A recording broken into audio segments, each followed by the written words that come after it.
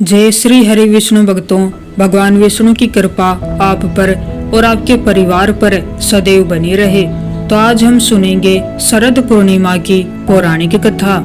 शरद पूर्णिमा को कोजागिरी पूर्णिमा और रास पूर्णिमा भी कहा जाता है तथा कुछ क्षेत्रों में इस व्रत को कौमुदी व्रत भी कहा जाता है। शरद पूर्णिमा पर चंद्रमा और भगवान विष्णु का पूजन करके व्रत की कथा पढ़ी अथवा सुनी जाती है। धर्म ग्रंथों के अनुसार इस दिन चंद्रमा अपनी 16 कलाओं से परिपूर्ण होता है। एक साहूकार के 2 पुत्रियां थी। दोनों पुत्रियां पूर्णिमा का व्रत रखती थी, लेकिन बड़ी पुत्री पूरा व्रत करती थी और छोटी पुत्री अधूरा व्रत करती थी। इसका परिणाम यह हुआ कि छोटी पुत्री की संतान पैदा होते ही मर जाती थी।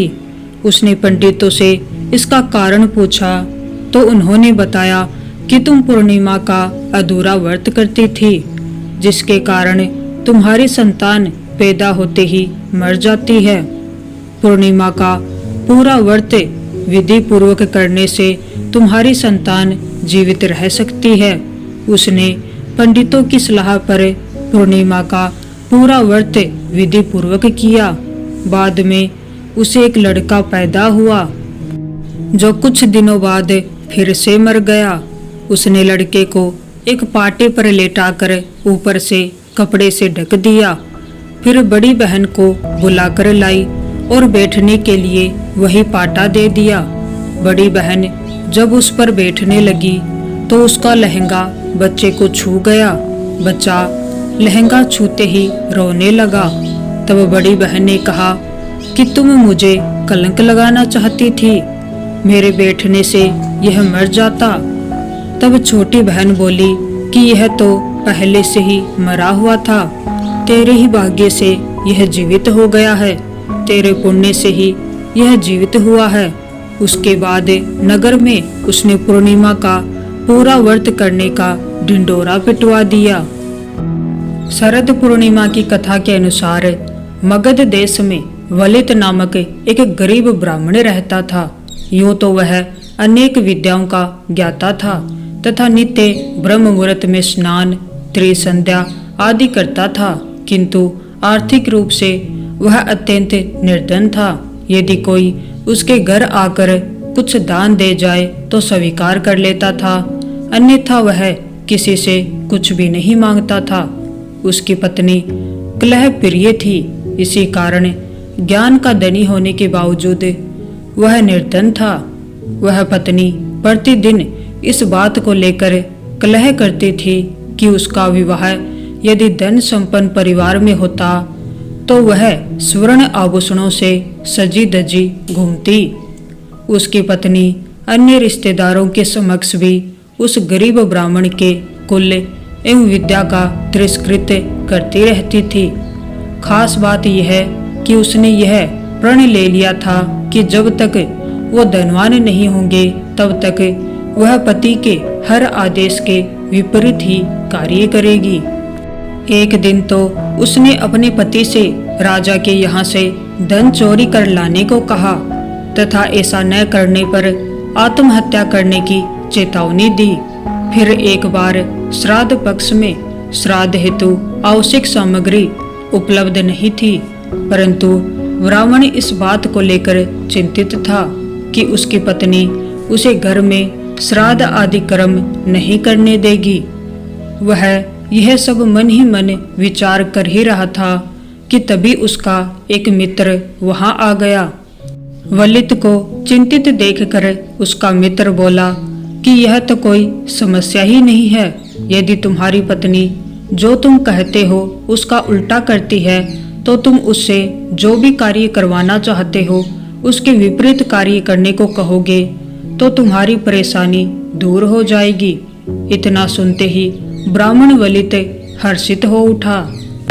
फिर ब्राह्मण ने अपनी पत्नी से कहा कि हे चंडी, परसों मेरे पिता का श्राद्ध है, किंतु उन्होंने मेरे लिए किसी प्रकार की धन संपत्ति आदि नहीं छोड़ी, जिसके कारण आज मुझे ये दिन देखने पड़ रहे हैं। अतः तुम उनके श्राद्ध की कोई व्यवस्था मत करना और भोजन के लिए श्रेष्ठ ब्राह्मणों को न्योता मत देना। ब्राह्मण के वचन सुनकर उसकी पत्नी ने उसके कथन से विपरीत करने की तैयारी प्रारंभ कर दी। अपने पति के कथन का उल्टा करने की धुन में पत्नी ने विधि विधान से श्राद्ध क्रम संपन्न कराया। श्राद्ध के अंत में पिंडदान करने के पश्चात ब्राह्मण ने पत्नी से कहा कि तू पिंडों को जल में प्रवाहित करना भूल गई है। इतना सुनते ही उसकी पत्नी ने उन पिंडों को दूर फेंक दिया। ये देखकर वलित अत्यंत क्रोध में आकर अपने घर से माता लक्ष्मी को प्रसन्न करने का संकल्प लेकर निकल पड़ा। उसने प्रण लिया कि जब तक माता लक्ष्मी उस पर कृपा नहीं करेंगी तब तक वह निर्जन जंगल में निवास करके मातर कंद मूल आदि का सेवन करेगा और घर पर वापस नहीं लौटेगा। लक्ष्मी जी को प्रसन्न करने के लिए उसने 30 दिनों तक धर्मा नदी के तट पर बैठकर तप किया और उसी बीच आश्विन माह की पूर्णिमा आ गई। उस जंगल में, उस वन में कालिया नाग के वंश की कन्याएं भी लक्ष्मी जी का व्रत कर रही थी।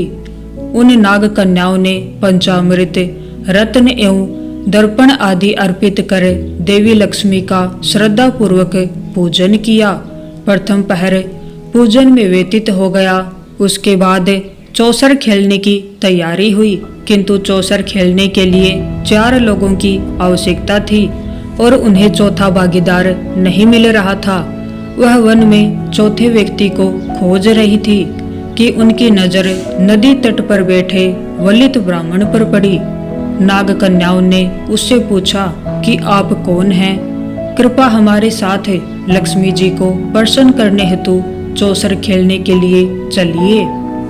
ब्राह्मण ने उत्तर दिया, आप कैसी अनुचित बात कर रही हैं? चौसर यानी जुआ खेलने से लक्ष्मी का क्षय व धर्म का नाश होता है। कन्या ने कहा कि आप बोलते तो पंडितों की भाषा हैं, किंतु आपके विचार मूर्खों जैसे हैं। इतना कहकर वह ब्राह्मण को अपने साथ मंदिर में ले गई तथा उसको प्रसाद और नारियल पानी प्रदान किया। तत्पश्चात माता लक्ष्मी प्रसन्न हो ऐसा बोलते हुए ब्राह्मण के साथ जुआ खेलना आरंभ कर दिया। सर्वप्रथम नाग कन्याओं ने दांव पर अमूल्य रत्न लगाए, किंतु ब्राह्मण के पास कुछ नहीं था। इस कारण सर्वप्रथम उसने अपनी लंगोट दांव पर लगा दी, जिससे वह हार गया। तत्पश्चात उसने अपने जनेऊ को दांव पर लगा दिया, किंतु वह भी वो हार गया। अब कोई अन्य वस्तु न होने पर ब्राह्मण ने अपनी देह को भी दांव पर लगा दिया। अब ब्राह्मण के पास कुछ भी नहीं बचा था।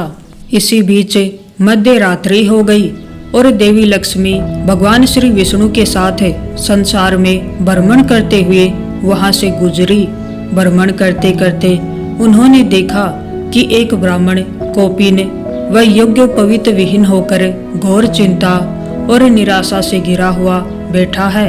यह देखकर श्री हरि विष्णु ने लक्ष्मी जी से कहा कि आपका व्रत करने वाले ब्राह्मण की ऐसी दुर्दशा क्यों है? कृपा अपने इस भक्त के कष्ट का निवारण करें। इतना सुनते ही माता लक्ष्मी ने ब्राह्मण पर अपनी कृपा दृष्टि डाली तथा उसकी समस्त दरिद्रता को नष्ट कर दिया। लक्ष्मी जी की कृपा होते ही ब्राह्मण का रूप कामदेव के समान हो गया। उसका ऐसा रूप देखकर नाग कन्याओं ने उससे कहा कि हे विपर, हमने तुम्हें जीत लिया है। इस कारण से अब तुम्हें हमारा पति बनकर रहना होगा। ब्राह्मण को यह प्रस्ताव स्वीकार करना ही था, क्योंकि वह अपनी देह भी हार गया था। ब्राह्मण ने सभी कन्याओं से गंधर्व विवाह किया तथा नाना प्रकार के रत्नों के साथ वापस अपने घर के लिए निकल पड़ा। वापस अपने घर पहुंचने पर ब्राह्मण ने सकारात्मक सोच रखी, जिसके चलते उसका ऐसा मानना था कि उसकी पत्नी के तिरस्कार के कारण ही उसका भाग्य परिवर्तित हुआ है। इसलिए ब्राह्मण ने अपनी पत्नी का सम्मान किया, जिससे वह अत्यधिक प्रसन्न हो गई तथा अपने पति की आज्ञा का पालन करने लगी। इस व्रत के प्रभाव से वलित ब्राह्मण की दशा और दिशा दोनों बदल गई।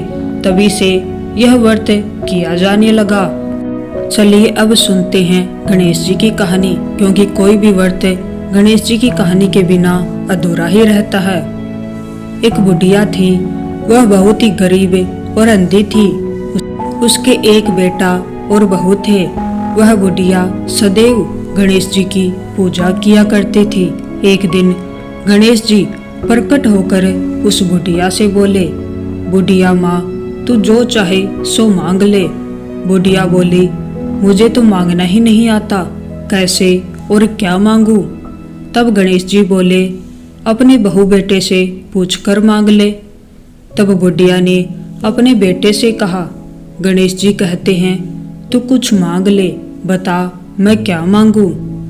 पुत्र ने कहा, माँ तू धन मांग ले।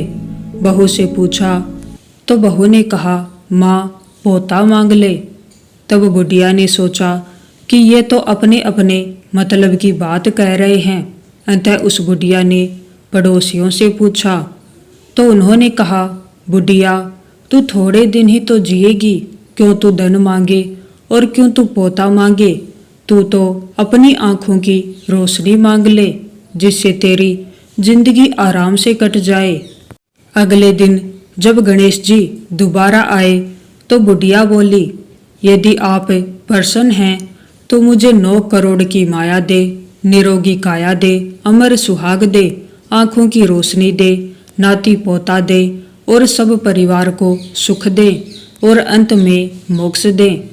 यह सुनकर गणेश जी बोले, बुढ़िया माँ, तूने तो हमें ठग लिया। फिर भी जो तूने मांगा है वचन के अनुसार सब तुझे मिलेगा। और यह कहकर गणेश जी अंतर्ध्यान हो गए। उधर बुढ़िया माँ ने जो कुछ मांगा वह सब कुछ उसे मिल गया। तो ये थी शरद